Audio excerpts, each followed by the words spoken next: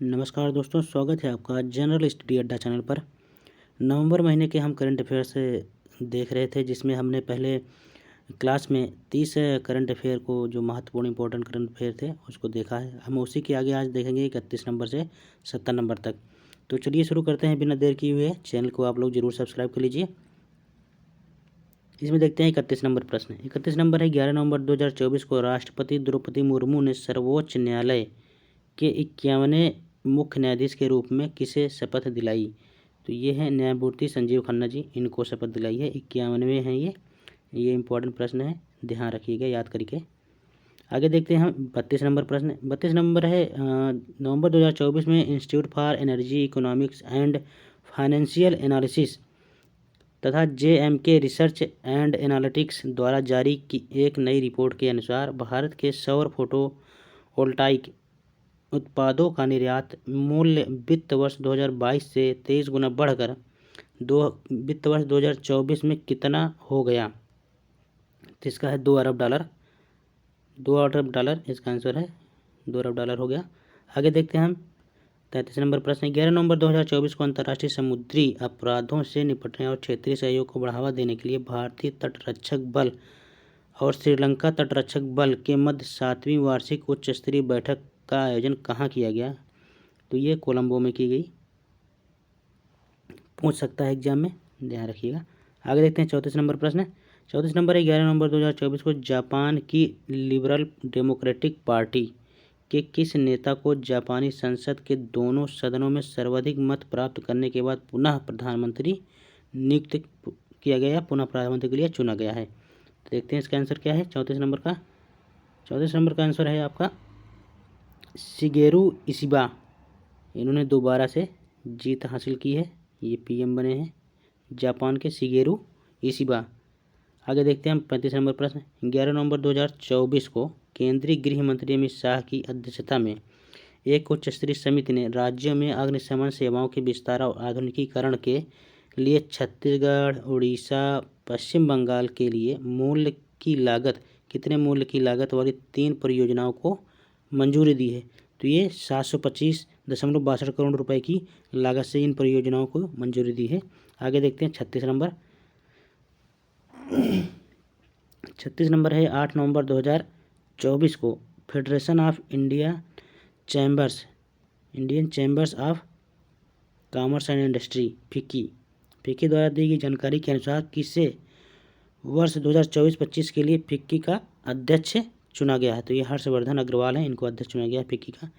ध्यान रखिए, फिक्की का प्रश्न आया भी है, ये इंपॉर्टेंट है, ध्यान रखिएगा। आगे देखते हैं हम 8 से 9 नवंबर 2024 के मध्य भारतीय सैन्य विरासत महोत्सव का दूसरा संस्करण कहाँ आयोजित किया गया? तो इसका आयोजन नई दिल्ली में किया गया है। भारतीय सैन्य विरासत महोत्सव का दूसरा संस्करण इंपॉर्टेंट है। आगे देखते हैं 38 नंबर प्रश्न।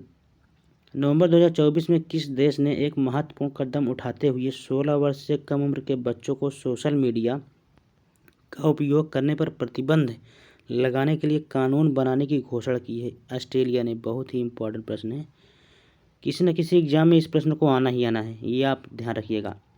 16 वर्ष से कम उम्र के बच्चों को सोशल मीडिया का उपयोग करने पर प्रतिबंध लगाने के लिए कानून बनाने की घोषणा की है किस देश ने? ऑस्ट्रेलिया ने।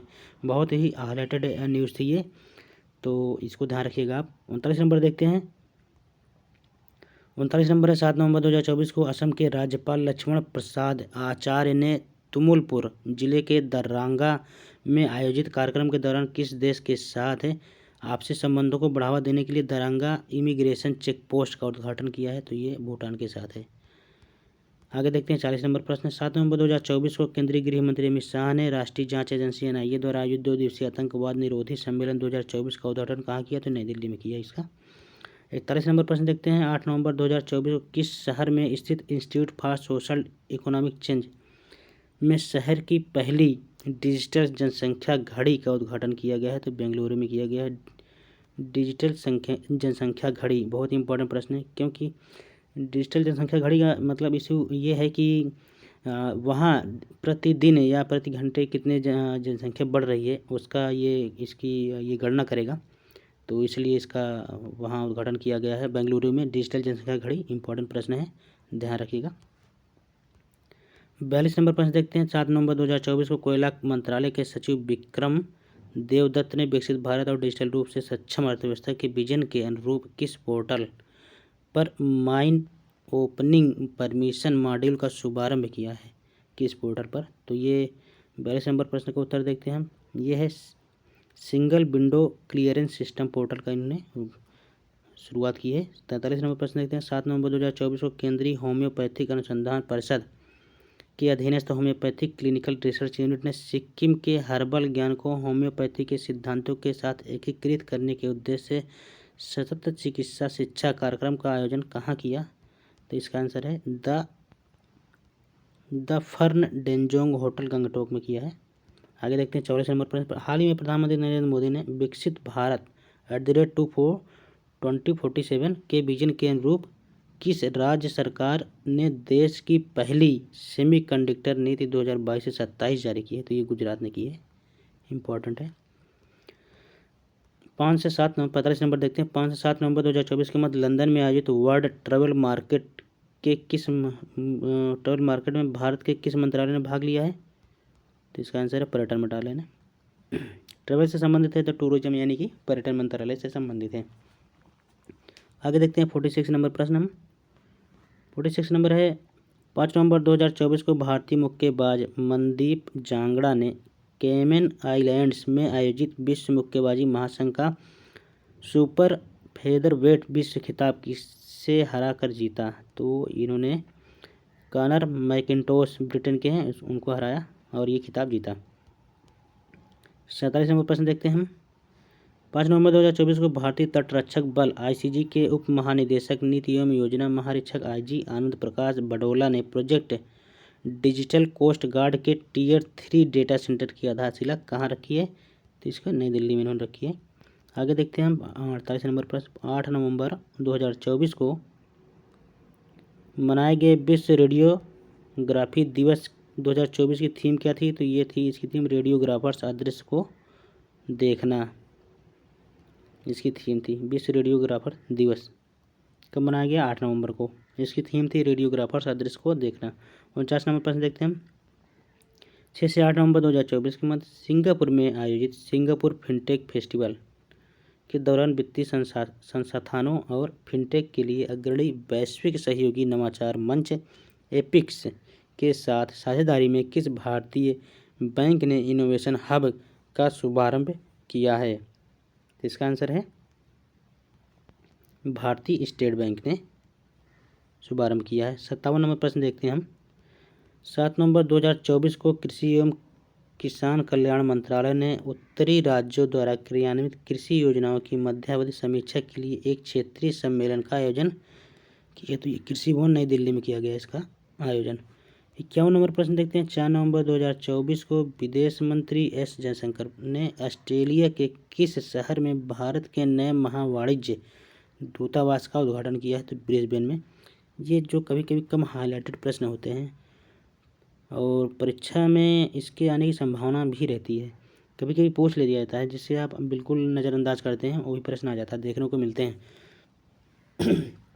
आपको लगेगा कि ये प्रश्न कहाँ से आ गए, तो इसी टाइप के ये प्रश्न होते हैं जो पहली बार होता है। जैसे भारत के नए महावाणिज्य दूतावास का उद्घाटन ऑस्ट्रेलिया का किस शहर में किया गया है?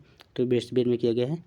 एसएससी में आने की संभावना इस टाइप के प्रश्न ज़्यादा रहती है और अब तो अन्य भी परीक्षाओं में इस टाइप के प्रश्न पूछे जाते हैं। जो हाईलाइटेड नहीं रहते हैं उसको कहीं ना कहीं से पूछ लिए जाते हैं। 2-4 प्रश्न हल्के ही रहते हैं ऑनलाइन टाइप में, लेकिन टफ लगने लगते हैं जब हमें उसका आंसर पता नहीं होता है। तो आगे देखते हैं 52 नंबर प्रश्न। 52 नंबर वर्ष 2024 से 26 तक 2 वर्ष के कार्यकाल के लिए किन 2 देशों का अंतर्राष्ट्रीय सौर गठबंधन का अध्यक्ष व सह अध्यक्ष चुना गया है? तो भारत और फ्रांस। भारत को अध्यक्ष चुना गया है 2024 और 26 के लिए, फ्रांस को सह अध्यक्ष चुना गया है। तो ध्यान रखिएगा, भारत और फ्रांस के सहयोग से ही 2015 में पेरिस समझौते के दौरान अंतर्राष्ट्रीय सौर गठबंधन का गठन हुआ था। तो ये आप ध्यान रखिएगा, पेरिस समझौते के दौरान कई बार प्रश्न आया, पेरिस समझौते के दौरान अंतर्राष्ट्रीय सौर गठबंधन का गठन किया गया। अब इस टाइम भारत अध्यक्ष है, 2024-26 तक रहेगा और फ्रांस सह अध्यक्ष है। तो आगे देखते हैं 53 नंबर प्रश्न। 6 नवंबर 2024 को केंद्रीय मंत्रिमंडल ने मेधावी छात्रों को उच्च शिक्षा प्राप्त करने में वित्तीय सहायता प्रदान करने के लिए केंद्रीय क्षेत्र के किस एक नई योजना को मंजूरी दी है? तो ये पीएम विद्यालक्ष्मी योजना है, इसको मंजूरी दी है। इंपॉर्टेंट प्रश्न है, आ सकता है प्रश्न एग्जाम में। आगे देखते हैं 54 नंबर प्रश्न। भारत सरकार ने परमाणु ऊर्जा विभाग DAE के अंतर्गत IREL इंडिया लिमिटेड और कजाकिस्तान उस्त कामेनोगोर्स्क टाइटेनियम एवं मैग्नीशियम प्लांट JSC ने किस उद्देश्य के लिए एक संयुक्त उद्यम कंपनी स्थापित करने हेतु एक समझौता हाल ही में हस्ताक्षर किए हैं? तो TI स्लैग के उत्पादन के लिए। 55 नंबर प्रश्न है, 5 नवंबर 2024 को शारदा सिन्हा का नई दिल्ली में 72 वर्ष की आयु में निधन हो गया। वे किस क्षेत्र से संबंधित थे? तो लोक गायक थे। बिहार, ये बिनोई बिहार की कोकिला भी कहा जाता है। इंपॉर्टेंट है, ये ध्यान रखिएगा, प्रश्न आ सकता है। लोक गायन से क्षेत्र से संबंधित थी और बिहार की कोकिला भी नहीं कहा जाता था। 56 नंबर प्रश्न देखते हैं हम।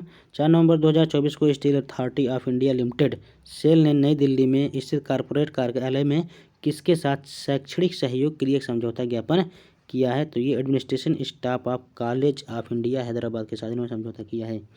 तो आगे देखते हैं हम 57 नंबर प्रश्न। 57 नंबर है, 4 नवंबर से 23 नवंबर के मध्य भारत और वियतनाम की सेना के द्विपक्षीय सैन्य अभ्यास का 5वां संस्करण विनवैक्स VI से V से वियतनाम, I से इंडिया, ये आप ध्यान रखिए। विनवैक्स का आयोजन कहाँ किया गया? तो अम्बाला और चंडी मंदिर हरियाणा में किया गया है इसका आयोजन। इंपॉर्टेंट प्रश्न है, ध्यान रखिएगा। 58 नंबर देखते हैं हम। 4 नवंबर 2024 को सूचना प्रसारण और मंत्रालय द्वारा दी गई जानकारी के अनुसार चिदानंद S नाइक द्वारा निर्देशित कन्नड़ लघु फिल्म sunflower were the first ones to know ने किस श्रेणी में ऑस्कर 2025 के लिए अर्हता प्राप्त की है? तो ये लाइव एक्शन लघु फिल्म की श्रेणी में इन्होंने अर्हता प्राप्त की है। 59 नंबर प्रश्न देखते हैं हम। 5 से 6 नवंबर के मध्य भारत सरकार के संस्कृति मंत्रालय द्वारा अंतर्राष्ट्रीय बौद्ध परिसंघ के सहयोग से प्रथम एशियाई बौद्ध शिखर सम्मेलन का आयोजन कहाँ किया गया? तो नई दिल्ली में। इंपॉर्टेंट प्रश्न है, ध्यान रखिएगा। प्रथम एशियाई बौद्ध शिखर सम्मेलन का आयोजन कहाँ किया गया? नई दिल्ली में, कल्चर मिनिस्ट्री के सहयोग से और अंतर्राष्ट्रीय बौद्ध परिसंघ के सहयोग से। ठीक है। 60 नंबर प्रश्न देखते हैं हम। 3 नवंबर 2024 को किस भारतीय विकेट कीपर बल्लेबाज ने क्रिकेट के सभी प्रारूपों से संन्यास लेने की घोषणा कर दी? रिद्धिमान साहा हैं, इन्होंने घोषणा कर दी है। ये विकेट कीपर थे और भारतीय बल्लेबाज थे। क्रिकेट के सभी प्रारूपों से संन्यास लेने की घोषणा की रिद्धिमान साहा। 61 नंबर प्रश्न देखते हैं हम। 61 नंबर 1 नवंबर 2024 को भारत के किस प्रसिद्ध फैशन डिजाइनर का 63 वर्ष की आयु में नई दिल्ली में निधन हो गया? तो ये हैं रोहित बल, इनका निधन हो गया। आगे देखते हैं 62 नंबर प्रश्न। 2 नवंबर 2024 को नागालैंड के मुख्य सचिव डॉक्टर J आलम द्वारा आधिकारिक तौर पर जारी एक अधिसूचना के अनुसार किसे नागालैंड का 17वां जिला घोषित किया गया है? तो मिलोरी, इसको 17वां जिला नागालैंड का घोषित किया गया है। आगे देखते हैं 63 नंबर प्रश्न। 1 नवंबर 2024 को किसे बोत्सवाना का 6ठा राष्ट्रपति घोषित किया गया है? तो ये हैं ड्यूमा बोको, इनको बोत्सवाना का 6ठा राष्ट्रपति घोषित किया गया है। इंपॉर्टेंट है, अंतर्राष्ट्रीय करंट अफेयर है, इसको ध्यान रखिएगा, आ सकता है एग्जाम में। 64 नंबर प्रश्न देखते हैं। 1 नवंबर 2024 को भारतीय अंतरिक्ष अनुसंधान संस्थान इसरो ने देश का पहला एनालॉग अंतरिक्ष मिशन कहाँ लॉन्च किया? तो ये है लेह और लद्दाख में है। इम्पॉर्टेंट है, ठीक है। पहला एनालॉग अंतरिक्ष मिशन है ये इसरो का, और इसका लॉन्चिंग कहाँ हुआ? इसके लेह और लद्दाख में। आगे देखते हैं हम 65 नंबर प्रश्न। 65 नंबर है, 1 नवंबर 2024 को नेशनल स्टॉक एक्सचेंज NSE ने कौन से बहुभाषी मोबाइल ऐप का शुभारंभ किया है? तो NSE इंडिया का इन्होंने शुभारंभ किया है। 66 1 नवंबर 2024 को कौन से प्रसिद्ध अर्थशास्त्री और प्रधानमंत्री की आर्थिक सलाहकार परिषद के अध्यक्ष का 69 वर्ष की आयु में नई दिल्ली में निधन हो गया? तो ये डॉक्टर विवेक देवराय थे, इनका निधन हो गया। 67 है, हाल ही में भारत सरकार ने दीनदयाल अंत्योदय राष्ट्रीय ग्रामीण आजीविका मिशन के तहत महिला स्वयं सहायता समूह को ड्रोन उपलब्ध कराने के लिए कितने करोड़ रुपए के परिव्यय के साथ नमो ड्रोन दीदी योजना की मंजूरी दी है? तो 1261 करोड़ रुपए की लागत से ये नमो ड्रोन दीदी योजना शुरू की गई है। जो स्वयं सहायता समूह उनको ड्रोन दिया जाएगा और उनको से प्रशिक्षित ये किया जाएगा ताकि वो इसका इस्तेमाल कर सकें और खेती और के साथ साथ अन्य चीज़ों में भी इस्तेमाल किया जा सकता है। 68 नंबर प्रश्न है, 1 नवंबर 2024 को वायुसेना मुख्यालय नई दिल्ली में भारतीय वायुसेना के एयर ऑफिसर इंचार्ज मेंटेनेंस के प्रभारी के रूप में किसने पदभार ग्रहण किया है? तो ये एयर मार्शल अजय कुमार अरोड़ा, इन्होंने पदभार ग्रहण किया है। 69 नंबर देखते हैं, 30 अक्टूबर 2024 को अंतर्राष्ट्रीय क्रिकेट परिषद ने किसे अपनी भ्रष्टाचार निरोधक इकाई ACU का नया स्वतंत्र अध्यक्ष नियुक्त किया है? तो सुमित धर्मवर्धन को नियुक्त किया है ICC ने। 70 नंबर प्रश्न देखते हैं, 28 अक्टूबर 2024 को बिहार के कृषि मंत्री मंगल पांडे ने किस आलू की किस्म को 7 जिलों में पेश करने की घोषणा की है? कुफरी चिप्सोना है ये। बिहार के कृषि मंत्री मंगल पांडे ने किस आलू की किस्म को 7 जिलों में पेश करने की घोषणा की? कुफरी चिप्सोना। इससे चिप्स वगैरह बनाई जाती है, तो इसीलिए इसका 7 जिलों में इन्होंने घोषणा की है कि यह इसका उत्पादन बढ़ाया जाए इसी उद्देश्य के साथ। तो ये आज की ये बचे हुए 40 करंट अफेयर्स थे और नवंबर माह के इसी के साथ 70 जो प्रश्न थे महत्वपूर्ण परीक्षा के दृष्टि से हमने उसको कवर किया है। आगे हम इसी माह के ख़त्म होने के बाद दिसंबर के करंट अफेयर्स को देखेंगे। तब तक के लिए नमस्कार, मिलते हैं एक नए टॉपिक के साथ अगली क्लास में। बहुत बहुत धन्यवाद।